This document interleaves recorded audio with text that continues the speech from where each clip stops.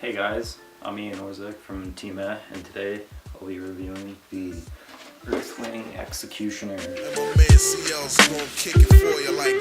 the heights, not with Amorite, simple, I can do this like Popeye the Brutus. I'm your host like a stewardess. Fly with the neighborhood, hijacking fella. So prepare for landing and crash into a cellar. Bodies in the Buddha cloud, misty in the tune, like a show on nights, a figure eight in the The Earthwing Executioner comes in at 32.75 inches long by 9.125 inches wide. And what this means is you're going to have just like perfect length for, what it's designed for, which is for textile street, kind of just like commuting, carving around. Set up on this board in this length is a sweet ass wheelbase, which is a 15.5 inch wheelbase, which means it's going to be super snappy and responsive, and it's not going to be like too, sluggish when you're popping flip tricks and ollies and stuff like that, which just makes it overall super sweet. Not only that, it comes with 6.75 inch tails on both sides, which means you can have massive tails, just pop huge ass ollies, anything you want to, which is super fucking sweet.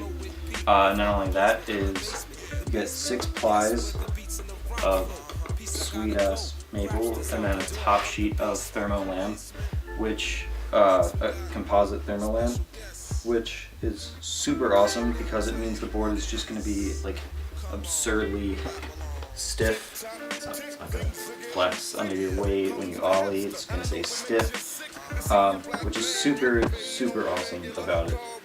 Another awesome thing about this board is that it comes with these sweet ass pockets in it, from the tail to the center, right by the front 2 bolts on either side. It's kind of like in between. You have these little pockets, which is just absolutely perfect to put your feet when you're doing any sort of riding, whether it's like straight up tech sliding all the way down a huge ass hill, whether it's busting huge standees or just whatever you want. You're just gonna feel absolute control over your board, completely center, which is super awesome. What's so great about this graphic, a lot of people may not understand, is that it's so simple, which, a lot of people tend to nerd out on the graphics and just they just baby their setups because of it. But because it's so simple, you're not going to be worried about thrashing it and just grinding it, doing anything you want to it, which is just awesome. And not only that, is when you thrash it, this board holds up like a tank. It's not gonna snap under your feet. It's not gonna crack. It's not gonna flex. Tails aren't gonna break on you. I've landed way too many times in the wrong places when I ollie or just do anything. I've messed up too many tail slides and anything really, and it just amount of times I've pressed the tail against the ground. Razor tailing isn't too intense, which is great, and even with all this razor tailing, you're still gonna have great pop when you ollie, do anything, which is just super nice.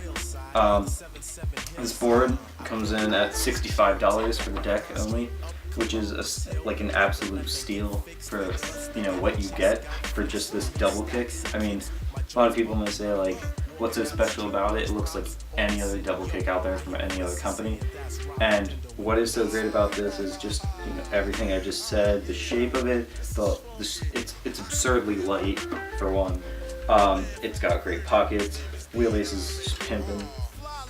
Everything about this is awesome. The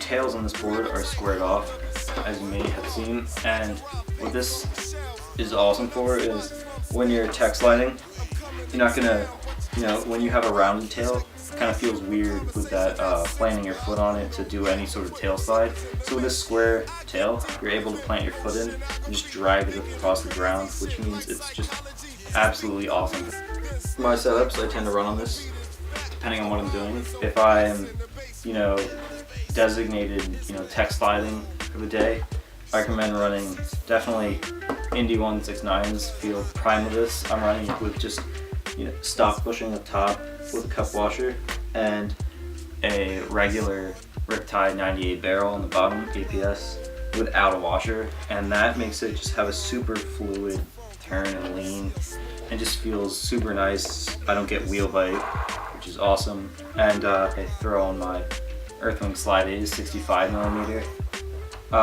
You might want to put on some smaller risers or shock pads if you're going to throw those on, because you will get a tad bit of wheel bite, but you know, they're such hard wheel, and if you get wheel bite, it's not going to throw you off. They're just going to drift a bit and you'll be perfectly fine.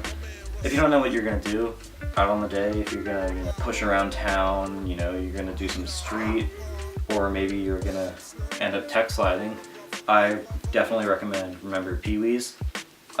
These feel great on it because it's a soft ride, so if you are doing street, doing anything like that, you're going to be able to roll around smoothly. But if you do end up tech sliding throughout the day, these have an insane amount of slip to them, even in the winter time, and it's just great for that because you can still throw plenty of 360s, or you can even go faster and throw a few standees, which is awesome about this.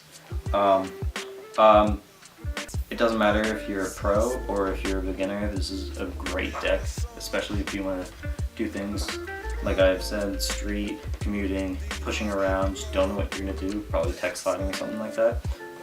Impeccable board for that.